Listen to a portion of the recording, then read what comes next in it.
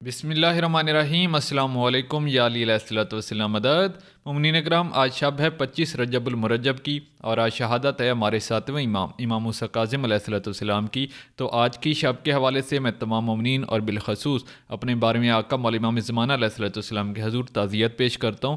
اور آج مولا کی کیونکہ شہادت ہے تو مولا کا ایک فرمان بھی میں آپ لوگوں کے ساتھ شیئر کرنا چاہتا ہوں۔ یہ کتاب ہے ثواب الاعمال، صفحہ نمبر 225۔ تو یہاں پر امام موسیٰ کاظم علیہ الصلوۃ والسلام فرماتے ہیں، ہماری ولایت کا انکار اور ہمیں جھٹلانے والے کی وجہ سے اللہ نماز کی حالت میں نمازی پر لعنت کرتا ہے۔ تو یہ تھی آج کی حدیث۔ چلے میں نے آج مولا کی شہادت کی مجلس آپ لوگوں کے لیے تیار کی ہے، اس کو سن لیتے ہیں۔ Subscribe to my channel and hit the bell icon so you never miss any video from my channel. یہ وہ میرا امام ہے جو قبر رسول پہ بیٹھا قرآن پڑھ رہا تھا جب قید کرنے کے لیے سپاہی مدینے آئے۔ رسول کی قبر پہ امام موسیٰ کاظم قرآن پڑھ رہے تھے، سپاہیوں نے آ کے امام کو گھیرے میں دیا، امام کے ہاتھوں سے قرآن والے ہاتھوں میں رسیاں آئیں، زنجیر امام کے ہاتھ میں، امام اٹھ کے کھڑے ہوئے، قبر محمد کو الوداع کیا۔ الوداع کرنے کے بعد امام موسیٰ کاظم کہنے لگے، مجھے خبر تھی تم نے مجھے گرفتار کرنا ہے، اس لیے میں گھر سے نکل کے نانا کی قبر پہ آ گیا تھا۔ ایک سپاہی نے کہا کہ تجھے گرفتاری کا پتہ تھا تو گھر سے باہر کیوں آیا؟ جملہ کہوں گا جس کے بھی رات رونا ہے۔ امام موسیٰ کاظم رو کے کہتے گھر سے اس لیے آ گیا تھا، ہم سے روز روز گھر چلوائے نہیں جاتے، ہم سے روز روز دروازے نہیں چلوائے جاتے۔ آپ ممبر سے صرف اتنا بتایا گیا ہے، ایک مرتبہ زہرا کا دروازہ چلا، ایک مرتبہ نہیں۔ امام جعفر صادق کے دور میں بھی امام کے گھر کو آگ لگائی گئی تھی، امام جعفر صادق کے گھر کو آگ لگی تھی، اور امام جعفر صادق کا امامہ اس آگ میں جل گیا تھا۔ امامہ اس وقت جل گیا تھا جب آگ میں اپنی بیٹیوں کو اپنے امامے سے بچا رہا تھا۔ امام موسیٰ کاظم نے کہا مجھے خبر تھی تمہیں قید کرنا ہے، میں اس لیے آ گیا، ہم سے روز روز کھا جلوائے جاتے۔ سپاہیوں نے امام کو قید کیا۔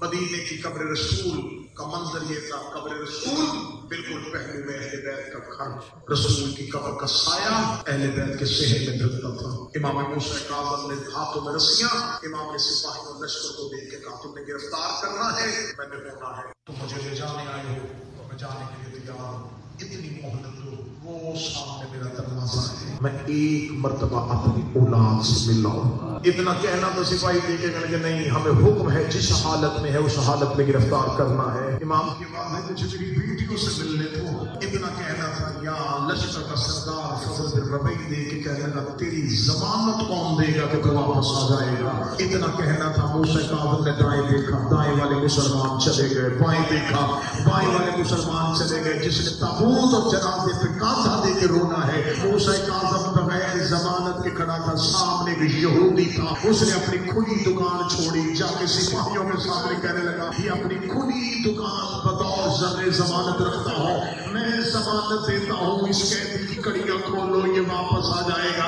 اتنا کہنا تھا۔ موسیٰ کاظم دے کے کہتے مدینہ میرے نانے کا تھا، کلمہ پڑھنے والے چلے گئے، تو نے یہودی ہو کے میری ضمانت کیوں دی ہے؟ وہ رو کے کہنے لگا 10 سال ہو گئے مجھے مدینے میں دکان کرتے ہوئے، مجھے آج پتہ چلا تیری کوئی بیٹیاں بھی ہے، تو نے آج کہا ہے مجھے میری بیٹیوں سے ملنے دو، میں نے آج تک تیرے گھر سے کسی بیٹی کے روز نہیں کیا ہوا، تیری کوئی بیٹی بھی ہے؟ ہائے قیدی کہہ کے رونا، پردیسی کا جنازہ ہے، بے وطن کا جنازہ ہے، ہم سب وطن سے دور ہیں اور بے وطن کو رونے کے لیے آئے۔ میرا مولا تمہارے وطنوں میں تمہارے گھروں میں خیر رکھے۔ انسان پردیس میں جتنا بھی آباد ہو، پردیس ہوتا ہے۔ بے وطنی میں اگر بیماری آ جائے، باپ کو بیٹیاں یاد آ جاتی ہیں، بھائی کو بہنیں یاد آ جاتی ہیں۔ 14 سال بغداد سے بار بار وہ مدینے کی طرف کرتا، رو کے کہتا کاش کوئی میری اولاد کو بتائے۔ سادات و غیر سادات امام کو قید کیا گیا، قید کر کے ہمارے ممبر سے پڑھا جاتا ہے 14 سال امام کی قید، 14 سال بغداد کی قید نہیں، بغداد کی قید 13 سال ہے، 1 سال بصرے کی۔ میں پوری ذمہ داری کے ساتھ تحقیقی اور تاریخی شہادت پڑھنے لگا ہوں، معافی مانگ کے۔ جب امام کو مدینے سے قید کیا، انہیں خطرہ تھا رستے میں کوئی حملہ کر کے امام کو عذاب نہ کروا دے، میں غلط پڑھوں یہ ممبر مجھے دوبارہ آنے نہ دے۔ انہوں نے امام کو ایک اونٹ پہ رسیوں سے باندھا، امام کے اوپر چادریں رکھ دی تاکہ دور سے لگے اس اونٹ پہ چادریں لگی ہوئی ہیں۔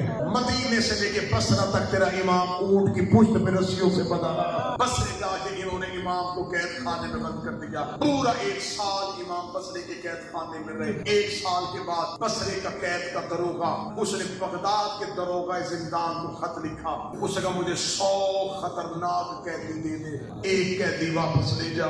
بصرہ کے دروغہ نے جب بغداد کے زندان کے دروغہ کو خط لکھا 100 خطرناک قیدی دے، یہ ایک واپس لے جا. بغداد کا دروغہ اسے ملنے کے لیے آیا. اس نے کہا اتنا خطرناک قیدی ہے، 100 کے بدلے میں ایک کیوں دے رہا ہے؟ اس نے کہا کوئی خطرناک قیدی نہیں. پورا سال ہو گیا اس کی کوئی ملاقات نہیں آئی، پیچھے سے اسے کوئی ملنے کے لیے نہیں آیا. اس نے کہا پھر یہ تنگ کیا کرتا؟ اس نے کہا کبھی تنگ نہیں کیا، سارا دن روزے کی حالت میں، ساری رات سجدے کی حالت میں رہتا ہے. ہم نے ایک پورا سال کوئی بھی اس سے گفتگو کرتا ہے یہ جواب نہیں دیتا، یہ سارا دن تسبیح پڑھتا ہے روزے کی حالت میں، ساری رات سجدے کی حالت میں، ملاقات اس کی آتی کوئی نہیں ہے. پینے کو پانی دو تو پیتا ہے، کھانے کے لیے کچھ دو تو کھا لیتا ہے، نہ کچھ مانگتا ہے نہ بولتا ہے. بغداد کا دروغہ دے کے کہنے لگا اتنا خاموش قیدی مجھے کیوں دے رہا ہے؟ اس نے کہا میری مجبوری سن لے، پورے 1 سال میں اس نے ہم سے کچھ نہیں مانگا، لیکن ہماری مجبوری ہے. جیسے ہی شام ڈھلتی ہے یہ زندان کی سلاخوں میں آ کے شام کا لفظ کہتا ہے.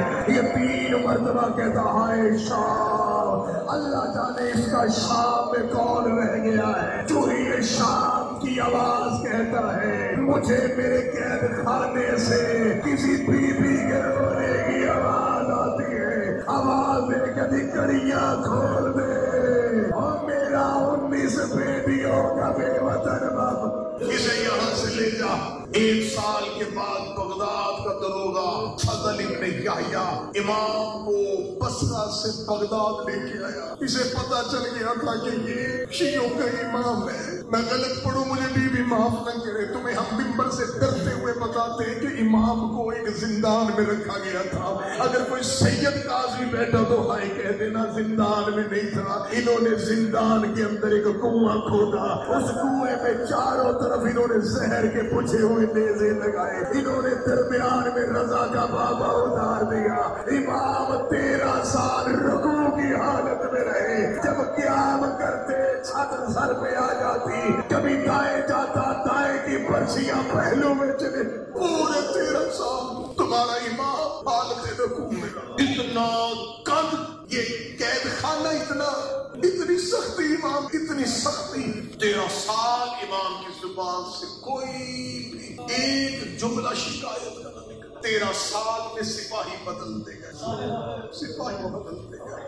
عبداللہ مکی ایک سپاہی امام کے قید خانے میں آیا. قید خانہ زمین کے اندر تھا، باہر گلی میں ایک روشن دان تھا. اس روشن دان سے چھان کے زمین پہ دیکھا جاتا، ایسے لگتا تھا جیسے زمین پہ کوئی ان زنجیروں کے درمیان ایک چادر پڑی ہوئی. ایسے لگتا تھا جیسے ان بچیوں کے اوپر کسی نے کوئی چادر ڈال دی. اس چادر کے اندر تمہارے امام کے پنڈلیاں لہو سے بھری ہوئی. امام رکوع کی حالت میں 13 سال گزر گئے. یہ جو شب آئی نا، جس شب میں ہم بیٹھے یہ 23 رجب کی رات، یہ زندان کا سپاہی کہتا ہے میں روشن دان میں بیٹھا تھا. میں ہر روز جب بھی ڈیوٹی پہ آتا میں صرف اس قیدی کو دیکھتا. میری بڑی حسرت رہی یہ کبھی رکوع سے سر اٹھائے، میں اس کے چہرے کی زیارت کروں.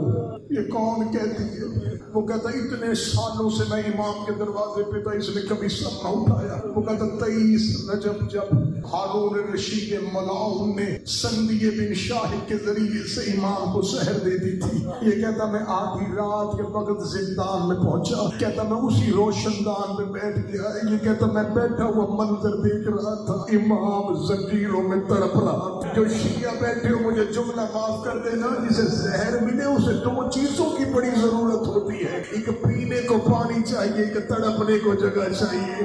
امام کو زہر ملی تھی، پینے کو پانی کوئی نہیں تھا، تڑپنے کو جگہ کوئی نہیں تھی. یہ مکی کہتا ہے میں روشن دان میں بیٹھا تھا، میری آنکھیں برس رہی تھی، کاش میں اسے کہتی کہ کسی کام آ سکتا. یہ کہتا کئی سالوں کے بعد میں نے موسیٰ کاظم کا چہرہ دیکھا. امام کی آنکھوں سے لہو کے قطرے آ رہے تھے. میری طرف منہ کر کے دیکھ لگے تیری کوئی بیٹی ہے؟ یہ کہتا میں نے کہا میری 3 بیٹیاں ہیں. دیکھ کہتے میں تیری جنت کا ضامن ہوں، اپنی بیٹیوں کو زندان کے دروازے پہ لا. یہ دیکھتا بیٹیاں میری ہے، تو مل کے کیا کرے گا؟ رو کے کہتا مجھے زہر ملی، مجھے میری بیٹیاں یاد آ رہی ہے، تو اپنی بیٹیاں لے کے آ، میں انہیں بیٹیاں کہہ کے بلاؤ۔ اتنا چولا کہنا تھا، وہ کہتا میں نے زندان کی دیوار پہ سر مارا، مار کے کہنے کا کاش تیری بیٹیاں بھی تجھ سے ملنے آ جاتی۔ اتنا جملہ کا امام کی چیخ نکلی، رو کے کہنے کا وطن سے نکلتی ہے کوئی مجھ تک آنے نہیں دیتا۔ یہ وطن سے نکلتی، یہ وطن سے چلتی ہے، کوئی مجھ تک آنے نہیں دیتا۔ سدا تو میں نے سطاعت، اس نے ہاتھ باندھ کے کہہ دی میرے ذمے کو حکم لگا۔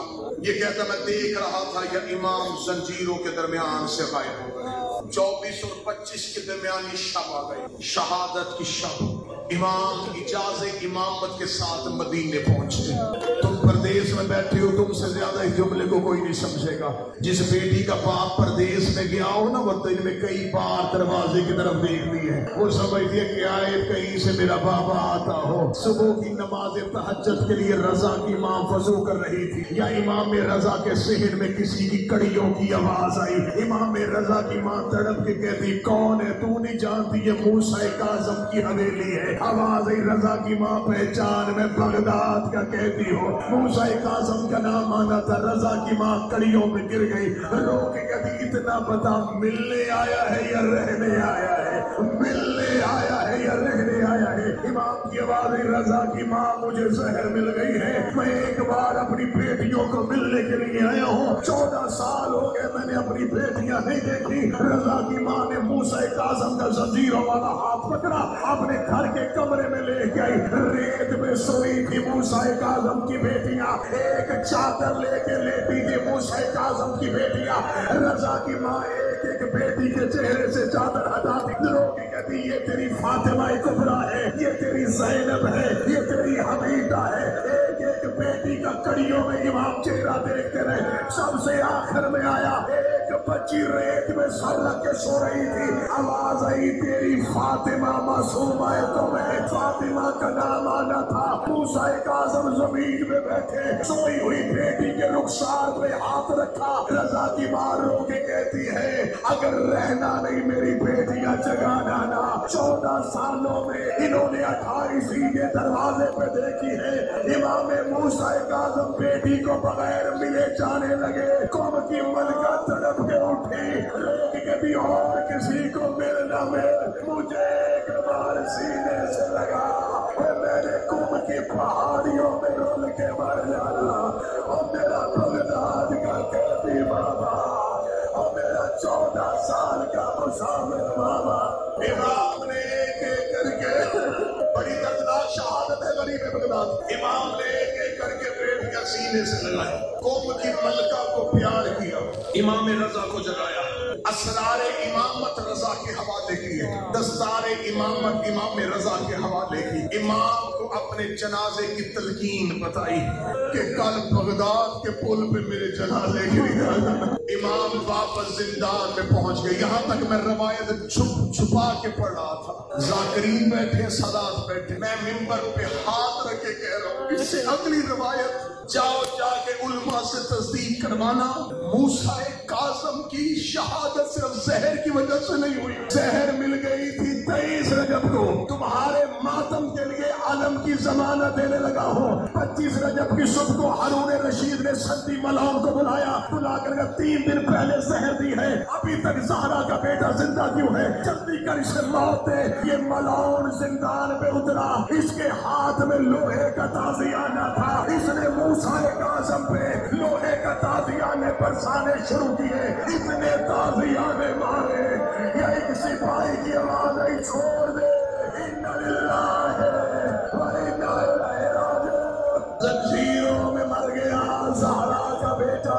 آخری ایک منٹ، اس کے بعد جنازے کی برات ہے، میں منت کروں گا جنازے کو ہر کوئی نہ دینا. پردیسی کا جنازہ ہے, بے وطن کا جنازہ ہے, یہ اس کا جنازہ جس کی لاش سے بیٹیاں نہیں آئی تھی, یہ اس کا جنازہ جس کی لاش سے بیٹے نہیں آئے تھے. اب ان ملعونوں کے لیے سب سے بڑی قیامت ہو گئی کہ بغداد میں کیا بتائیں گے کہ کون مارا گیا ہے. شیعوں مر جانا جملہ برداشت نہ کرنا. بغداد کی مرکزی مسجد میں اعلان ہوا, مسلمانوں بغداد میں ایک عیسائی رہتا تھا, بغداد میں مارا گیا ہے, اس کا جنازہ کسی قبرستان میں نہیں جائے گا.